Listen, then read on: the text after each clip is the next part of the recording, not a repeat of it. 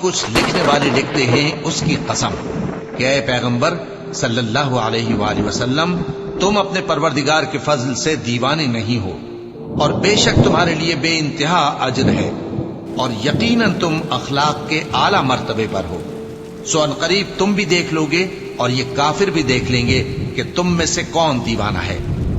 تحقیق تمہارا پروردگار اس کو بھی خوب جانتا ہے جو اس کے رستے سے بھٹک گیا، اور ان کو بھی خوب جانتا ہے جو سیدھے رستے پر چل رہے ہیں۔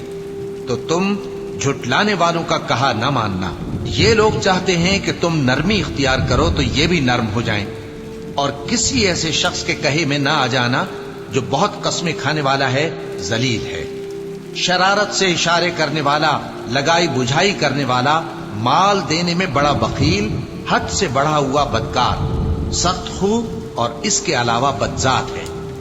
اس سبب سے کہ مال اور بیٹے رکھتا ہے، جب اس کو ہماری آیتیں پڑھ کر سنائی جاتی ہیں تو کہتا ہے کہ یہ اگلے لوگوں کے افسانے ہیں، ہم ان قریب اس کی اونچی ناک پر داغ لگائیں گے۔ ہم نے ان لوگوں کی اسی طرح آزمائش کی ہے جس طرح باغ والوں کی آزمائش کی تھی، جب انہوں نے قسمیں کھا کھا کر کہا کہ صبح ہوتے ہوتے ہم اس کا میوہ توڑ لیں گے، اور انشاءاللہ نہ کہا۔ سو وہ ابھی سو ہی رہے تھے کہ تمہارے پروردگار کی طرف سے راتوں رات اس پر ایک آفت پھر گئی، تو وہ ایسا ہو گیا جیسے کٹی ہوئی کھیتی۔ پھر جب صبح ہوئی تو وہ لوگ ایک دوسرے کو پکارنے لگے کہ اگر تم کو کاٹنا ہے تو اپنی کھیتی پر سویرے ہی جا پہنچو۔ سو وہ چل پڑے اور آپس میں چپکے کہتے جاتے تھے کہ آج وہاں تمہارے پاس کوئی فقیر نہ آنے پائے، اور کوشش کے ساتھ سویرے ہی جا پہنچے، گویا پیداوار پر قادر ہیں۔ پھر جب انہوں نے باغ کو دیکھا تو ویران، کہنے لگے کہ ہم رستہ بھول گئے ہیں، نہیں بلکہ ہم بے نصیب ہو گئے۔ ایک جو ان میں سمجھدار تھا بولا، کیا میں نے تم سے نہیں کہا تھا کہ تم تسبیح کیوں نہیں کرتے؟ دوسرے کہنے لگے کہ ہمارا پروردگار پاک ہے، بے شک ہم ہی قصوروار تھے۔ پھر لگے ایک دوسرے کی طرف رخ کر کے ملامت کرنے، کہنے لگے ہائے شامت، ہم ہی حد سے بڑھ گئے تھے، امید ہے کہ ہمارا پروردگار اس کے بدلے میں ہمیں اس سے بہتر باغ عنایت کرے، ہم اپنے پروردگار کی طرف رجوع کرتے ہیں۔ دیکھو عذاب یوں ہوتا ہے، اور آخرت کا عذاب سب سے بڑھ کر ہوگا، کاش یہ لوگ جانتے ہوتے۔ پرہیزگاروں کے لیے ان کے پروردگار کے ہاں نعمت کے باغ ہیں۔ کیا ہم فرما برداروں کو نافرمانوں کی طرح نعمتوں سے محروم کر دیں گے؟ تمہیں کیا ہو گیا ہے؟ کیسی تجویزیں کرتے ہو؟ کیا تمہارے پاس کوئی کتاب ہے جس میں یہ بات پڑھتے ہو کہ جو چیز تم پسند کرو گے وہ تم کو ضرور ملے گی؟ یا تم نے ہم سے قسمیں لے رکھی ہیں جو قیامت کے دن تک چلی جائیں گی کہ جو کچھ تم طے کر لو گے وہ تمہارا ہوگا؟ ان سے پوچھو کہ ان میں سے کون اس کا ذمہ لیتا ہے؟ کیا اس قول میں ان کے کچھ شریک ہیں؟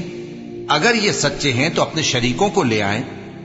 جس دن پنڈلی سے کپڑا اٹھا دیا جائے گا اور کفار سجدے کے لیے بلائے جائیں گے، پھر وہ سجدہ نہ کر سکیں گے، ان کی آنکھیں جھکی ہوئی ہوں گی اور ان پر ذلت چھا رہی ہوگی، حالانکہ پہلے اس وقت سجدے کے لیے بلائے جاتے تھے جبکہ وہ صحیح و سالم تھے۔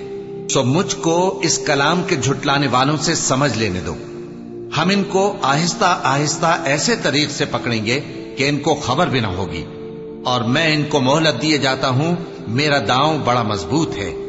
اے نبی، کیا تم ان سے کچھ معاوضہ مانگتے ہو کہ ان پر تاوان کا بوجھ پڑ رہا ہے، یا ان کے پاس غیب کی خبر ہے کہ اسے لکھتے جاتے ہیں؟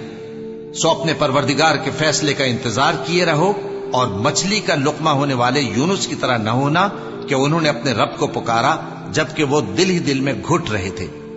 اگر ان کے پروردگار کی مہربانی ان کو نہ سنبھال لیتی تو وہ چٹیل میدان میں ڈال دیے جاتے مذموم حالت میں۔ پھر ان کے پروردگار نے ان کو برگزیدہ کر کے نیکوکاروں میں شامل کر لیا۔ اور کافر جب یہ نصیحت کی کتاب سنتے ہیں تو یوں لگتے ہیں کہ تم کو اپنی نگاہوں سے پھسلا دیں گے، اور کہتے ہیں کہ یہ تو دیوانہ ہے۔ اور لوگوں، یہ قرآن تمام جہانوں کے لیے نصیحت ہے۔